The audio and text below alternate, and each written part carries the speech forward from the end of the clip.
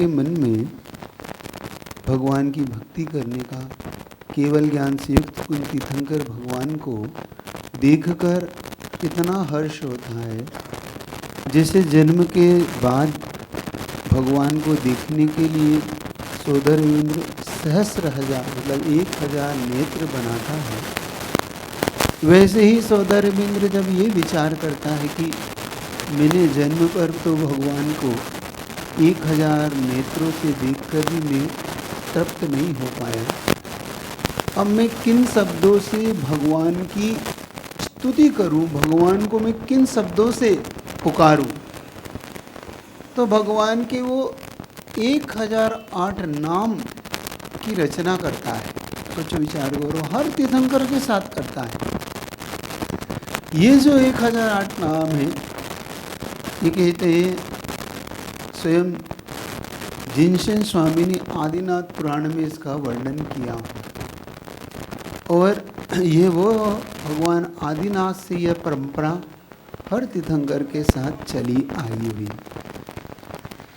आप लोग सिर्फ इस विधान को एक औपचारिक रूप मत देना, क्योंकि जीवन में बहुत कम समय मिलता है जिसमें हमारा मन भक्ति के लिए तैयार होता है। और विशेष तौर से इसलिए कह रहा हूँ कि शायद आपका विशेष पुण्य था जो मुनि संग आपको अचानक ही आपकी झोली में आके गिरा है। अचानक ही आपका पुण्य ऐसा चुंबक खींच लिया महाराज जी को, और आपने भी नहीं सोचा होगा। सोचा था आपने? क्या नहीं सोचा था? तो सोचो कि अचानक जब कोई चीज़ मिले और हमारा पुण्य अचानक हमारा दरवाजे पर अगर दस्तक दे रहा हो, तो फिर अब सोना नहीं है हमें एक एक पल का, जितने दिन मुनि महाराज यहाँ हैं, जितने दिन आपको ये विधान है, क्योंकि ये विधान तो वैसे 8 दिन 10 दिन में पूरा होता है, लेकिन ब्रह्मचारी भैया ने अपनी कुशलता से और महाराज जी ने आशीर्वाद से ये 3 दिन में ही आपका विधान पूरा हो जाएगा। मतलब आपको एक एक नाम के साथ अंतरंग से जुड़ना है, क्योंकि एक एक नाम आपके अंदर की अनंत उन कर्मों की निर्जरा को करता चला जाएगा। क्योंकि इस विधान की सबसे बड़ी खासियत है, ये विधान ज्ञान के क्षयोपशम का सबसे बड़ा उपाय है। एक बात याद रखिए कि आप इतना समय तो आप निकाल ही रहे हो, है ना, और आप योग संयोग से आपने भावना भी बहुत अच्छी भाई है, और तीर्थंकरों के नाम का जाप करना वाला, क्योंकि जिनेतरों में हिंदू धर्म में एक नाम जाप होती है, वो एक नाम साधना बोलते हैं इसको। वो क्या करते हैं, सिर्फ हरे राम हरे राम हरे राम ऐसे जपते रहते हैं। वो क्यों जपते रहते हैं और क्या होता है उनके साथ? उनके साथ जब जुड़ाव होता है उस नाम का, अब हम भले अलग अलग दृष्टिकोण से हम देखते हैं कि भाई ये सम्यक दर्शन का कारण है या नहीं है, या हम अपना विषय है, लेकिन उनकी अंतरंग की विशुद्धि कैसे बढ़ती है समझो। पहले वो अंतरंग की विशुद्धि तब बढ़ती है जब वो उनकी आस्था इतनी गड़ाड़ हो जाती है कि नहीं, मेरा इस नाम लेने मात्र से मेरा काम हो जाएगा, और उसमें नाम से ज़्यादा आस्था काम करने लगती है ना। तो अब आपको क्या करना है, अब जब ये विधान करेंगे आप लोग, तो विधान के साथ आप अपना जुड़ाव करेंगे, जिसको बोलते हैं आराध्य आराधक संबंध। जब आराधना करने वाला अपने आराध्य की आराधना करता है तो वो डूब कर करता है, वो डूब जाता है। उसका विश्वास, उसकी आस्था इतनी गहरी होती है, इतनी गहरी हो जाती है कि फिर वो ये नहीं सोचता है कि मेरा क्या होगा, वो तो ये सोचता है कि बस मुझे अपने आराध्य के प्रति समर्पित होना है। अब कैसे समर्पित होना है, तो एक छोटा सा उदाहरण देता हूँ ताकि हमकी जल्दी ये समझ में आ जाए। फिर समय भी अपन उतना ही है, लिमिटेड समय दिया है भैया ने कहा है 10 से 15 मिनट में आप पूरा करो, है ना। क्योंकि उनको अपन ने समय दिया कि 3 दिन में तुम पूरा करके दिखाओ तो चमत्कार तो इनको भी दिखाना है। तो एक छोटा सा उदाहरण देता हूँ, जल्दी कर देता हूँ। एक बेटा अपने पिता के साथ बरसात के मौसम में घूमने निकला। बरसात का मौसम था, काफ़ी बहुत अच्छा मौसम बन रहा था, सुहाना था। बरसात अभी अभी हुई थी।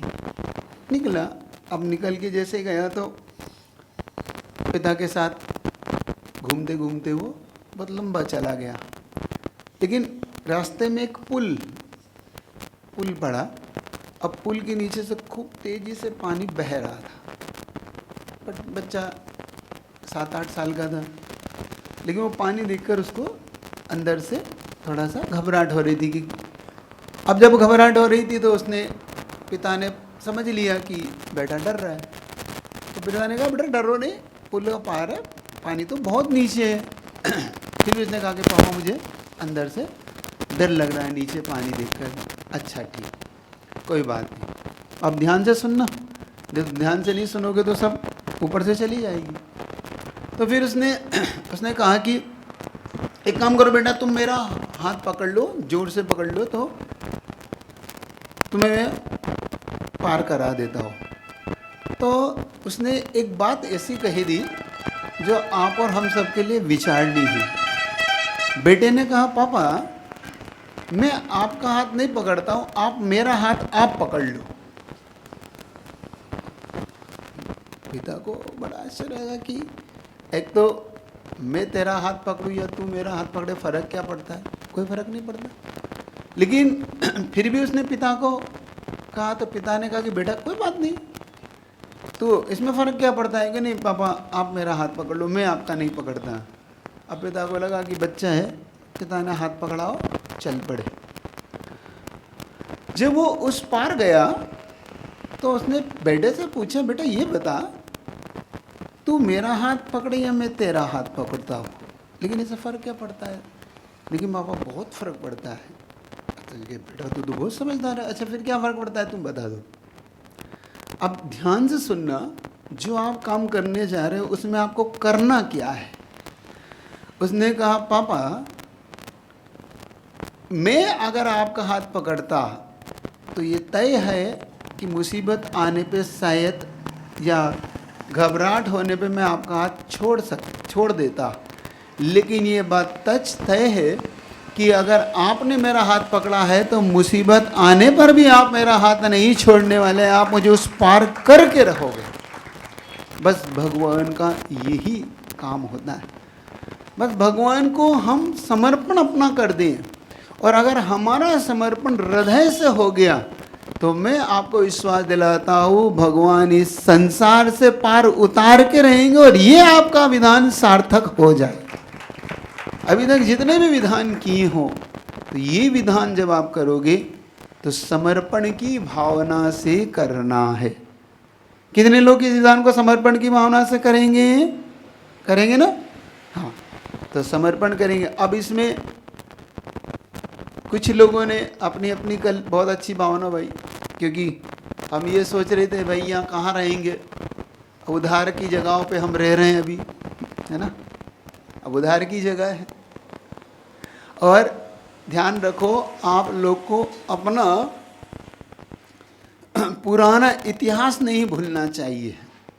आप लोग को ये याद रखना चाहिए आपके पूर्वजों ने अपना संपूर्ण समर्पित करके ऐसी ऐसी वस्तुओं का निर्माण किया है कि जिसको लोगों ने देखा है। कुछ ऐतिहासिक कार्य, इस क्या जगह का नाम क्या है ये, कुरूर, जो जंक्शन के नाम से फेमस है। जंक्शन जानते हैं? अब देखो जंक्शन में क्या होता है, चारों दिशाओं में, 8 दिशाओं में ट्रेन जाती है ना। अब ये जंक्शन है। अब देखो मनुष्य गति भी एक जंक्शन ही है, जहाँ से तुम चारों गति में जा सकते हो। चाहो तो नरक चले जाओ, चाहो तो स्वर्ग चले जाओ, चाहो तो मनुष्य तिर्यंच बन सकते हो। अब इस जंक्शन पे तुम खड़े हो, अब जंक्शन पे खड़े हो तो क्या करना है, क्योंकि खूब पैसा कमा लिया, खूब अपन ने मेहनत कर ली, लेकिन अंतोगत वो हाथ क्या लगा हमारे, अंतोगत में कुछ नहीं। जिस दिन आँख बंद हो जाएगी उस दिन जो जो जो जो रख लेगा वो उसका हो जाएगा। और आज तक ऐसे इतिहास होते ही आया है। और आपको इतिहास याद रखना चाहिए क्योंकि आप सब ईडर के हो, है ना, पूर्वज आपके ईडर के हैं। और ईडर क्यों छोड़ा था आपके पूर्वजों ने पता है? आपके पूर्वजों ने ईडर इसलिए छोड़ा था कि वहाँ के सुल्तान ने आपकी लड़की मांगी थी। और आपके पूर्वज इतने इतने खुददार थे कि उन्होंने कहा हम अपनी संपत्ति छोड़ सकते हैं लेकिन अपना जेनेत तो नहीं छोड़ सकते, हम अपनी बच्ची अन्य नहीं दे सकते।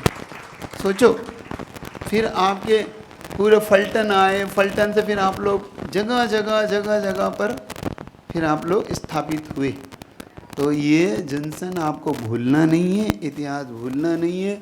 और कल आपने एक महान कार्य करने का संकल्प लिया है ना राजेश भैया? लिया ना? 97 विशाल नहीं आया है? विशाल बेटा हाँ आया। तो चारों लोगों ने एक बहुत अच्छा काम किया। महाराज जी ने जब शाम को बताया कि बहुत अच्छा यहाँ पे काम हुआ, यहाँ पर अभी तक महाराज जी को अभय दान के रूप में कुछ भी नहीं दिया था। आपने हमेशा लिया है, गुरुओं को कुछ दिया तो है ही नहीं। अब ऐसी धर्मशाला बनना चाहिए।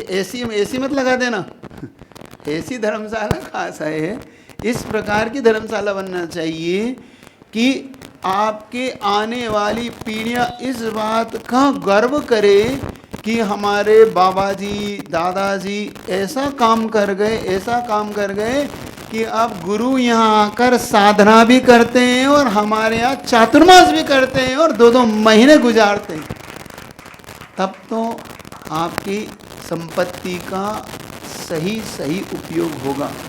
सही बताना, वरना सारी संपत्ति पापों में चली जाती है, एक एक संपत्ति। क्योंकि पूज्य गुरुदेव से जब पूछा गया था, आचार्य भगवान अगर हमारे पास श्रावक हैं और हम श्रावक हैं तो हमें अपने धन का उपयोग कैसे करना चाहिए?